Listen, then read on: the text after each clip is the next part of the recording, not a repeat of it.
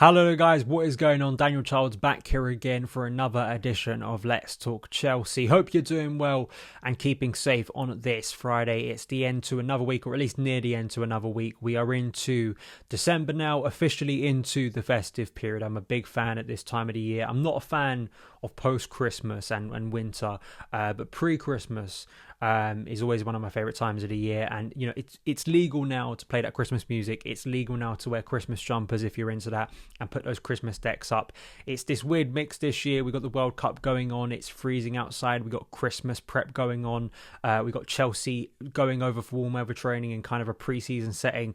It's all bizarre, but I don't mind it because we've got lots of football on the TV at the moment, and it's quite enjoyable, as we'll get into, because there's a lot of World Cup drama regarding some Chelsea players to get into today. In today's news video, we're going to have some stuff around Chelsea injury news, some positivity in that area for once on some major players ahead of Chelsea's return to action at the end of this month. We're going to look at some of those players, as I said, involved in the World Cup. Kai Havertz obviously had a really good performance for Germany, but of course Germany being knocked out of the group stage of a World Cup for the second tournament running, and as well some other players who have performed this week from Chelsea. We'll look at Gvardiol, another big target potentially in 2023, the defender who's performed really well for Croatia, and it seems like Chelsea's interest is not going to go away in the upcoming transfer windows. And another midfield target. We've had many midfield targets linked. This is another one from AC Milan we're going to get into later in the show. If you are watching on my YouTube channel, thank you so much for tuning in. Please hit that subscribe button and a notification bell so you don't miss any of the uploads on the channel. If you're really into Chelsea news, Chelsea updates, previews and reviews, all of that good stuff, give it a like too, because it helps new people find the channel. And if you're listening on the podcast, thank you so much for tuning in as well. Son of Chelsea is a part of the 90 Min podcast network, and during this festive period, please give us a positive rating and review. It really does help the pod out. But let's get into the news. My colleague, my good friend from Football London and recent guest on the channel, Adam Newson, was reporting today on Twitter that Chelsea, of course, the squad is flying out to Abu Dhabi on Sunday for a week-long warm weather training camp, which is rounded off with a match against Aston Villa. Those recovering from injury are set to travel, and he is told that Reece James, Wesley Fofana and Ben Chilwell are progressing well in their recoveries from injury. Big news. I think the positive about just quickly on the Aston Villa game, it seems like that game is a proper game and it's going to be televised and fans are going to be able to watch it, which is really cool. You know, going to be able to cover that on the channel whilst the big games are still going on in Qatar, not too far away, obviously, from where Chelsea are going to be. So yeah, really exciting to see that and to see Chelsea back in action and to see who's involved. You know, we've got Lewis Hall now a part of the first team squad. It'd be nice to see some of those under 21s who have been involved in training this week go out there as well and maybe impress too. So we'll see that. And on the injury front, Ben Chilwell is the one. I mean, Reece James, Fofana, I think we kind of knew that those players would likely be ready by the time we returned for that Bournemouth game. But Ben Chilwell is the one that surprises me, because when he got that hamstring injury against Zagreb, there were talks that he could be out for as long as 3 months, which would basically take him up to February, around the time that the Champions League returns. I mean, that's the time when N'Golo Kante, from his own hamstring injury, is expected to be back for Chelsea, which is a long time and a lot of football he'd be missing, which is a real shame given what Ben Chilwell suffered with last season with that ACL injury that basically ended his season in November.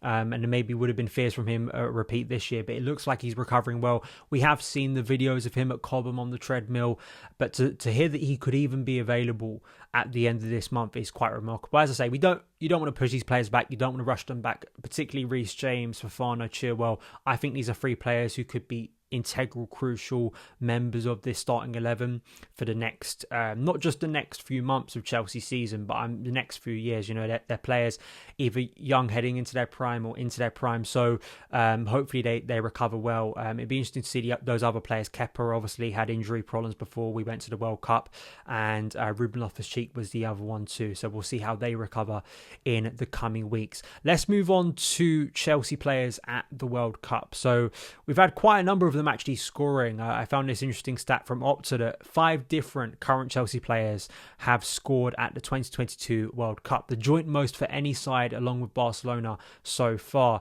That is Kai Havertz, Koulibaly, Christian Pulisic, Raheem Sterling and Hakim Ziyech. Let's talk about Kai Havertz, because I think that was the big story kind of this week, because he's the first current Chelsea player to be eliminated. Dennis Zakaria, by the time you're watching this, you may already know, of course, with Switzerland is the other one we still don't know.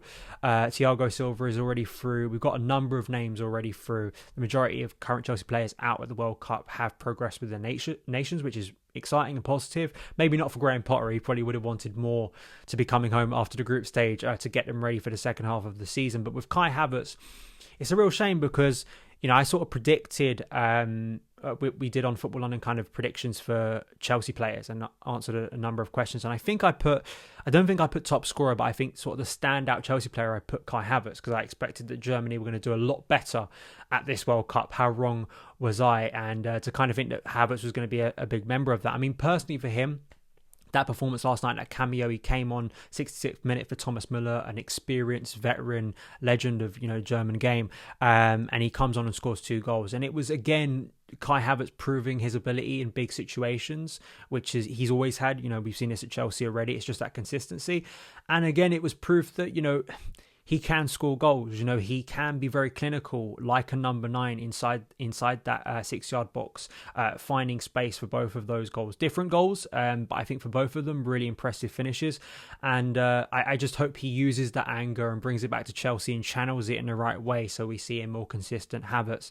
I do want to bring up the photo that a lot of people have brought up since last night, because of course he was given player of the match. If you are listening to this on the podcast, the only way to describe Kai Havertz's expression is, and it feels apt for this time of year, is like a kid on Christmas morning who is disappointed because he's opened a Wii after asking on his Christmas list for a PlayStation 5. That is the only way I can describe Kai Havertz's expression if you have not seen the photo. But if you are watching on my YouTube channel, you can obviously see his expression. The most upset or miserable man of the match award photo you're ever going to see.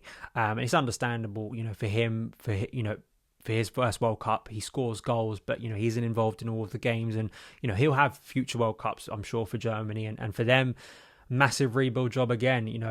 Because I think the talent within that squad, it's bizarre, but it's such a great symbol of at international level. If you don't have that team spirit, if you don't have that team bond, if you don't have that chemistry, you will get found out at international tournaments, and that has been the case for Germany at this one. But big week. We spoke earlier in the week about Koulibaly scoring for Senegal, massive moment for him personally. Christian Pulisic, Hakim Ziyech scoring for his nation too.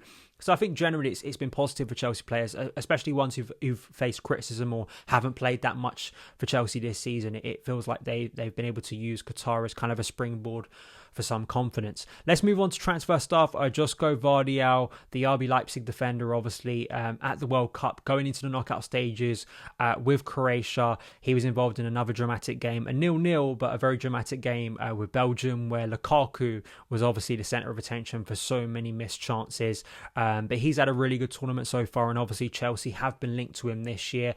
Over the summer, we were consistently linked with him. Very late on in August, there were talks of Chelsea trying to go in there and make a deal happen. He signed a contract extension with RB Leipzig that keeps him at the club until 2027. But I do think, and maybe I said this at the time, and I think several people believe this, that maybe just Leipzig kind of guaranteeing themselves a bigger fee later down the line, because it does feel like Gvardiol in the next year or two is going to be making that move. 20 years old, and he's dominating at an international stage, a massive international stage. I mean, how much do you read into this tournament?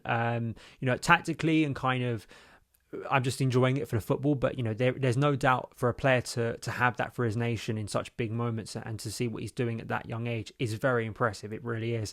And it seems like Chelsea want to sign him in the next year or two, and obviously Mateo Kovacic could be a little bit of an agent in that dressing room to try and convince him of signing for Chelsea. But he did give some quotes to The Athletic after the game regarding Chelsea. He said, "Chelsea's a big club, of course, and who knows, maybe one day I will be there. It's really nice to see things like this, especially because there is Kovacic, so you never know. I talk with him."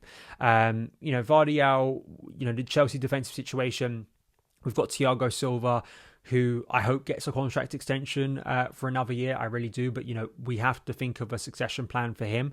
I think my worry over the summer was, and people may still roll their eyes, but, I still think that Levi Colwill, who just before we broke for the World Cup, because he'd suffered with some injury problems, the sort of disruption at Brighton because of Chelsea and Graham Potter not getting a lot of football, he started to get minutes for Brighton, and Brighton fans who watched him against Arsenal and then against, I think it was Aston Villa, were really impressed with his performances, and it's a little surprise given what he did at Huddersfield, but it's not to say that there can't be a future where we don't have, a back three, say, of Wesley Fofana, Levi Colwill and Gvardiol, or Trevor Chalobah obviously signed a new contract extension. There is room and scope there for those players to achieve things at Chelsea.